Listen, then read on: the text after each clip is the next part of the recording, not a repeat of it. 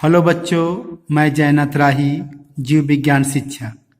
बच्चों, आज हम एनसीईआरटी के तहत अध्याय 6वां है जैव प्रक्रम, जिसे हम बोलते हैं लाइफ प्रोसेस। उसके अंतर्गत अभ्यास प्रश्न करेंगे। ये प्रश्न कहाँ है? पेज नंबर 125 पे है। आइए सबसे पहला क्वेश्चन हम देखते हैं कि मनुष्य में वृक्क एक तंत्र का भाग है जो संबंधित है। तो मनुष्य में जो किडनी है वो किस तंत्र का भाग है? तो इसका उत्तर आएगा क्या है? उत्सर्जन तंत्र का क्या है? भाग है। दूसरा क्वेश्चन है, पादप में जाइलम उत्तरदायी है, अर्थात पौधों में जाइलम क्या कार्य है? तो जाइलम क्या कार्य है? जल का वहन करना, अर्थात जल का स्थानांतरण करना। थर्ड क्वेश्चन है, स्वपोषी पोषण के लिए आवश्यक है। स्वपोषी माने प्रकाश संश्लेषण के लिए क्या आवश्यक है? तो कार्बन डाइऑक्साइड, जल, बी है क्लोरोफिल, सी है सूर्य का प्रकाश। यहाँ पे A option, B option, C option सभी आवश्यक हैं। तो यहाँ उत्तर होता है क्या? उपरोक्त सभी। अर्थात प्रकाश संश्लेषण के लिए कार्बन डाइऑक्साइड भी चाहिए, जल भी चाहिए, क्लोरोफिल भी चाहिए और सूर्य का प्रकाश भी चाहिए। अब क्वेश्चन है, पाइरुवेट के विखंडन से कार्बन डाइऑक्साइड जल तथा ऊर्जा देता है और यह क्रिया होती है। तो पाइरुविक अम्ल के विखंडन का कार्य कहाँ होता है? माइटोकॉन्ड्रिया में होता है। उसके उपरांत कार्बन डाइऑक्साइड, जल तथा ऊर्जा प्राप्त होती है। अब हम 5वां प्रश्न देखते हैं, हमारे शरीर में वसा का पाचन कैसे होता है और यह प्रक्रम कहाँ होता है? हमारे शरीर में वसा का पाचन विशेष एंजाइम के द्वारा संपन्न होता है। यह एंजाइम वसा को वसी अम्ल एवं ग्लिसरॉल में तोड़ता है। इसके लिए जठर लाइपेज, अग्नाशयी लाइपेज, आंतयी लाइपेज वर्क करते हैं। ये तीनों लाइपेज अपने विशेष स्थान पर वसा को वसी अम्ल एवं ग्लिसरॉल में तोड़ते हैं या पाचन करते हैं। इस कार्य के लिए विशेष पित्त लवण है जो एक विशेष पित्त रस में पाया जाता है, जिसका निर्माण यकृत की कोशिकाओं से होता है। ये जो पित्त लवण होता है वसा के इमल्सीकरण में मदद करता है, जिससे वसा का शीघ्र पाचन होता है। अब कहाँ पे पाचन होता है वसा का? आपके क्वेश्चन में दिया गया है कि यह प्रक्रम कहाँ होता है। तो वसा के पाचन का स्थल कहाँ है? अमाशय में है, जहाँ पे जठर लाइपेज अपना योगदान देता है, और छोटी आंत में पाचन होता है, जहाँ पे पित्त लवण, अग्नाशयी लाइपेज, आंती लाइपेज अपना योगदान देता है। अब देखते हैं 6वां प्रश्न जो एनसीईआरटी में दिया गया है, भोजन के पाचन में लार की क्या भूमिका है? उत्तर है, भोजन के पाचन में लार की महत्वपूर्ण भूमिका है। लार हमारी मुख गुहिका में पाए जाने वाली 3 जोड़ी लार ग्रंथियों से निकलने वाला द्रव है, जिसे हम लाला रस भी कहते हैं। इस लार में जल पाया जाता है। कितना? लगभग 99.5%। इसके अलावा श्लेष्म पाया जाता है, लाइसोजाइम पाया जाता है एवं टाइलिन या लारी एमाइलेज पाया जाता है। प्रश्न आता है कि लार में कौन सा कार्बोहाइड्रेट पाचक एंजाइम है? तो उत्तर देंगे टाइलिन या लारी एमाइलेज। आइए, लार की पाचन में क्या भूमिका है? पहला, लार में जो जल पाया जाता है भोजन को नम बनाता है, तथा लार में जो श्लेष्म पाया जाता है भोजन को चिकना बनाता है। ये दोनों लोग भोजन को चबाने एवं निगलने में सहायता प्रदान करते हैं। टाइलिन जो कार्बोहाइड्रेट पाचक एंजाइम है, यह मंड को माल्टोज में बदलता है। लाइसोजाइम भोजन में उपस्थित जीवाणुओं को मारता है, और लार भोजन के स्वाद को पहचानने में मदद भी करता है। इस तरह हमने देखा क्या, भोजन के पाचन में लार की क्या भूमिका है। 7वां क्वेश्चन दिया गया है, क्या है? स्वपोषी पोषण के लिए आवश्यक परिस्थितियां कौन सी हैं और उसके उपोत्पाद क्या हैं, बाय प्रोडक्ट क्या है? स्वपोषी पोषण क्या होता है? जब जीव अपना भोजन स्वयं बनाता है उसे हम स्वपोषी पोषण कहते हैं। पादप में स्वपोषी के रूप में क्या पाया जाता है? प्रकाश संश्लेषण पाया जाता है। तो हम कह सकते हैं कि प्रकाश संश्लेषण में निम्न परिस्थितियों या कारकों की आवश्यकता होती है। सबसे पहले है कार्बन डाइऑक्साइड। पौधे इसे वातावरण से ग्रहण करते हैं, यही आगे जाकर के कार्बोहाइड्रेट का निर्माण करते हैं। जल, दूसरी आवश्यकता है जल। पौधे जल को कहां से लेते हैं? भूमि से लेते हैं। कौन सा जल लेता है? केशिका जल को ग्रहण करते हैं अपने जड़ों के द्वारा। सूर्य से क्या लेते हैं? सूर्य का प्रकाश लेते हैं, जिसे सोलर एनर्जी बोलते हैं। और पत्तियों में पाया जाता है पर्णहरिम। इसी पर्णहरिम की मदद से पौधे क्या करते हैं? सूर्य की सौर ऊर्जा को रासायनिक ऊर्जा में बदलते हैं, अर्थात भोजन का निर्माण करते हैं। ये आपका सूत्र दिया हुआ है 6CO2 + 12H2O। तीर के ऊपर लगाएंगे सूर्य का प्रकाश, पर्णहरिम, तो क्या रिजल्ट बनेगा? ग्लूकोज बनता है, आपका ऑक्सीजन बनता है और कुछ मात्रा में जल निकलता है। तो प्रकाश संश्लेषण की प्रक्रिया में ग्लूकोज बनता है, मुख्य रूप से जल का भी निर्माण होता है, तथा बाई प्रोडक्ट के रूप में ऑक्सीजन का निर्माण होता है। तो हम ये कह सकते हैं कि जल से क्या बनता है?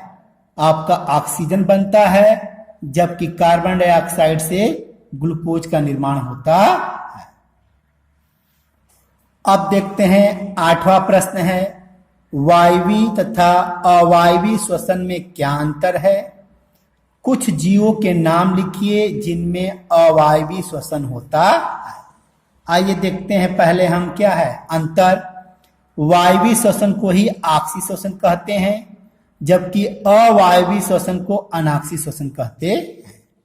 वायवीय श्वसन में अंतर देखिए, यह श्वसन ऑक्सीजन की उपस्थिति में होता है, इसीलिए इसे ऑक्सी श्वसन या वायवीय श्वसन कहते हैं।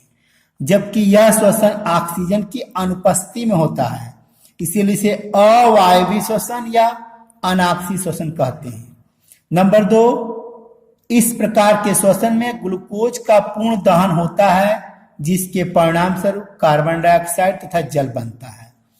अवायवीय श्वसन के दौरान ग्लूकोज का अपूर्ण दहन होता है, जिसके उपरांत अल्कोहल बनता है या लैक्टिक अम्ल बनता है, साथ में कार्बन डाइऑक्साइड बनता है। इसमें दहन के फलस्वरूप 673 किलो कैलोरी ऊर्जा प्राप्त होती है, जबकि अवायवीय श्वसन के दौरान अपूर्ण दहन होता है, जिसके उपरांत 21 से लेकर 24 किलो कैलोरी ऊर्जा प्राप्त होती है। इसमें ग्लूकोज के एक अणु से 36 या 38 एटीपी प्राप्त होता है, जबकि अवायवीय श्वसन में ग्लूकोज के एक अणु से 2 एटीपी प्राप्त होता है। यह अंतर हो गया किसमें? वायवीय श्वसन में और अवायवीय श्वसन में। कुछ क्वेश्चन दिया था, क्या आगे क्वेश्चन दिया था कि कुछ जीवों के नाम लिखिए जिनमें अवायवीय श्वसन होता है। उसके रूप में हम एग्जाम्पल देखेंगे। क्या आपका कुछ अवायवीय श्वसन करने वाले जीव क्या है? इष्ट है, यह एक कोश की कवक है, और कुछ जीवाणु है, यह भी एक कोश की होते हैं। इनमें जो श्वसन होता है अवायवीय श्वसन होता है। अब अगला देखते हैं, 9वां क्वेश्चन आपका है। क्या है 9वां क्वेश्चन? गैसों के अधिकतम विनिमय के लिए कुपिकाएं किस प्रकार अभिकल्पित होती हैं? ये कुपिकाएं कहाँ पाई जाती? फेफड़े में पाई जाती हैं। आइए देखते हैं उत्तर। जो वायु कुपिकाएं होती हैं, फेफड़े की संरचनात्मक एवं क्रियात्मक इकाइयां होती हैं। प्रत्येक फेफड़े में लगभग 15 करोड़ वायु कुपिकाएं पाई जाती हैं। इन वायु कुपिकाओं को यदि हम फैला दिया जाए तो 80 वर्ग मीटर का जगह ये बना लेता है। वायु कुपिकाएं गैसों के आदान प्रदान के लिए सतह या धरातल उपलब्ध कराती हैं। क्या क्या विशेषताएं हैं वायु कुपिकाओं में? देखते हैं। कुपिकाएं पतली भित्ति वाली सल्की कोशिकाओं से बनी होती हैं अर्थात इनकी दीवार क्या होती है, पतली होती है।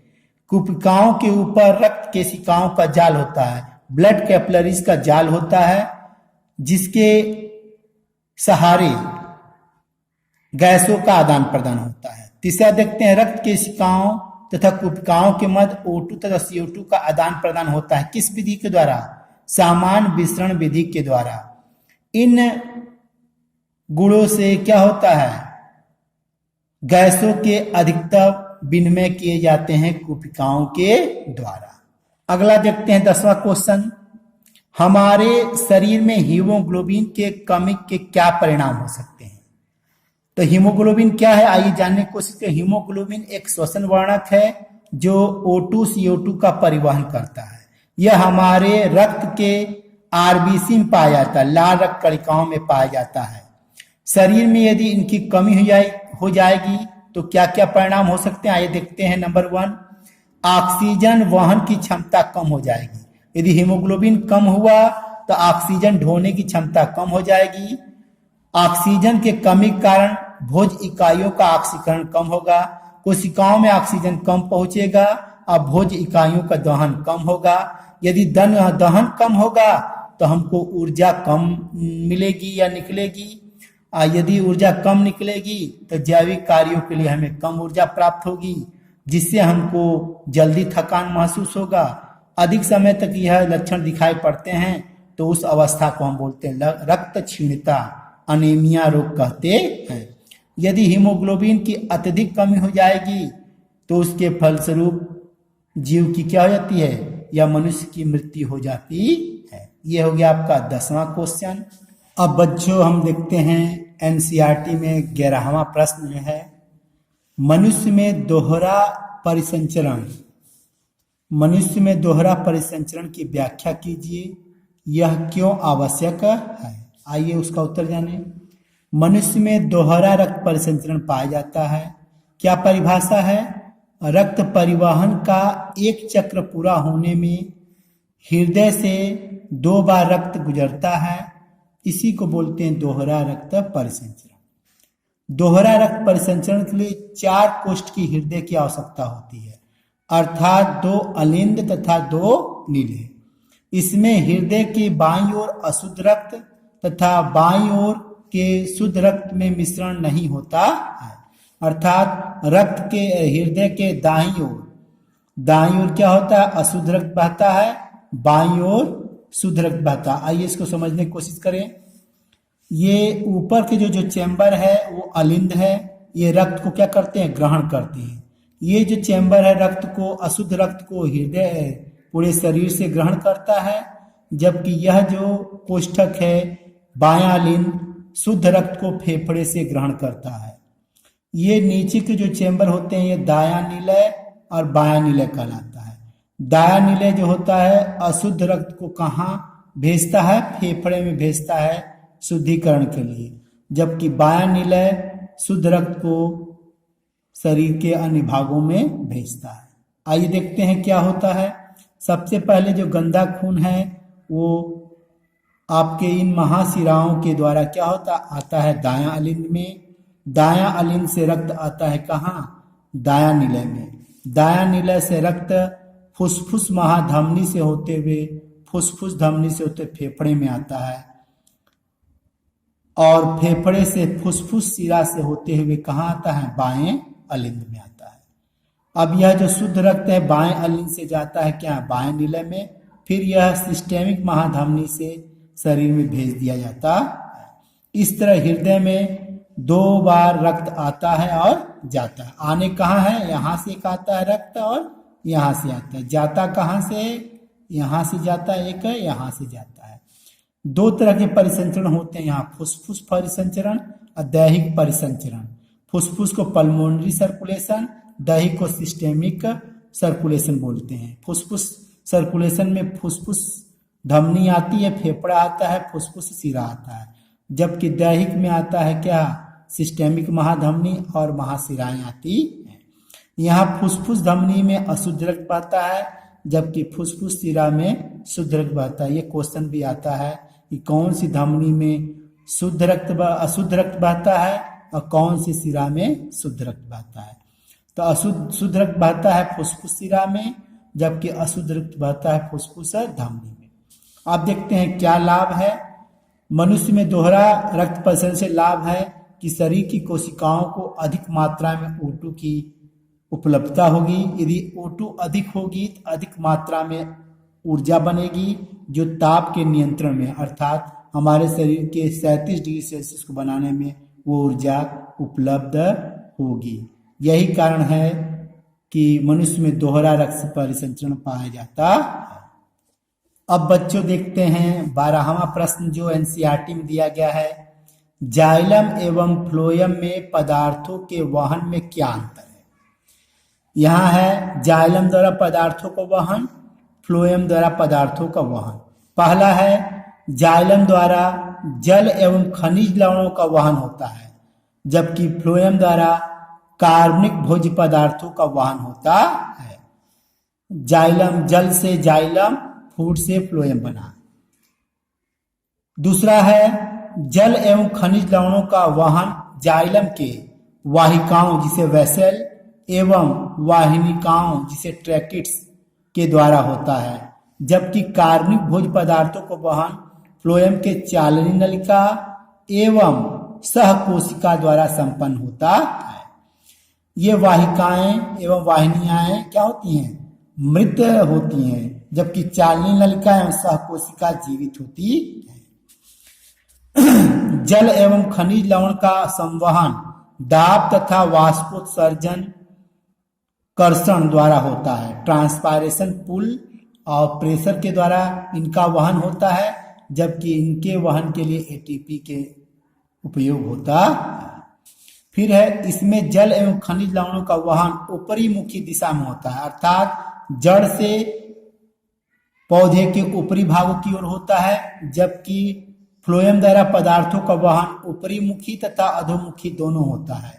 अर्थात पत्तियों में जो खाना बनता है जरूरत के हिसाब से पौधे के ऊपरी भागों में भी जाता है और जरूरत पड़ने पे पौधे के नीचे जड़ों वाले भागों में भी आता है। इस तरह 12वां जो प्रश्न हुआ क्या, जाइलम एवं फ्लोएम के पदार्थों में वहन में क्या अंतर है। बच्चों आप देखते हैं 13वां प्रश्न जो एनसीईआरटी बुक का आखिरी प्रश्न है। फुफ्फुस में कोशिकाओं की तथा वृक्क में विक्राणु जिसे नेफ्रॉन की रचना तथा क्रियाविधि की तुलना कीजिए। आइए फुफ्फुस की कोशिकाएं और वृक्क की विक्राणु जिसे नेफ्रॉन, क्या है तुलना। जो वायु कोशिकाएं फेफड़े की संरचनात्मक एवं क्रियात्मक इकाइयां होती हैं। फेफड़े को फुफ्फुस बोलते हैं। ये वायु जो कोशिकाएं होती हैं वो फेफड़े की संरचनात्मक क्रियात्मक इकाई है, जबकि जो नेफ्रॉन है वृक्क किडनी की संरचनात्मक क्रियात्मक इकाई है। प्रत्येक फेफड़े में लगभग 15 करोड़ वायु कोशिकाएं होती हैं, जबकि प्रत्येक वृक्क में लगभग 10 लाख नेफ्रॉन होते हैं। ये कोशिकाएं छोटी थैली नुमा संरचनाएं होती हैं, जबकि नेफ्रॉन अत्यधिक कुंडलित नलिकाएं होती हैं। वायु कोशिकाएं गैसों के आदान प्रदान के लिए सतह उपलब्ध कराती है, जबकि नेफ्रॉन रक्त में उत्सर्जित पदार्थों को पृथक करने के लिए सतह प्रदान करती है। इस तरह हमने क्या पढ़ा, फुफ्फुस में कोशिकाओं की तथा विक्राणु में वृक्क में नेफ्रॉन की रचना तथा क्रियाविधि की तुलना किया। बच्चों इस तरह हमने क्या पढ़ा, एनसीईआरटी के अध्याय 6 जिसको जय प्रक्रम बोलते हैं उसमें उपस्थित पेज नंबर 125 पे अभ्यास प्रश्न दिए गए थे, उनको हमने बारी बारी से सॉल्व किया। नमस्कार, धन्यवाद।